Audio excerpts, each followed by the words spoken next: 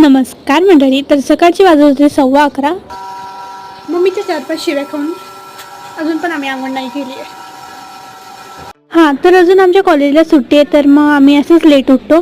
त्यामुळे ना मम्मीचा आम्हाला खूप सारा ओरडाही बसलेला होता. पण तरी माझी बहीण ना गेमच खेळत होती. मग लवकर रेडी झाली आणि मी बनवत होती माझ्यासाठी चपाती. तसं तर मला एवढी परफेक्ट चपाती बनवता येत नाही, पण आज ना माझी छानपैकी गोल चपाती बनली होती. आज भांडे घासायची ड्युटी माझी नव्हती, बल्कि माझ्या बहिणीची होती. पण माझी ड्युटी होती की झाडू मारणं. मग त्यानंतर आलेलं माझ्या बहिणीचं पार्सल. तसं तर माझं पार्सल आणि मम्मीचं पार्सल मी अनबॉक्स करते, पण माझ्या बहिणीने तिचं पार्सल मला अनबॉक्स करूच दिलं नाही. तिने स्वतःनेच अनबॉक्स केलं आणि यामध्ये तिने काहीतरी ब्लॅकहेडसाठी काहीतरी मागवलं होतं आणि मी ते नाकाला लावल्यानंतर मी जोकर दिसत होती.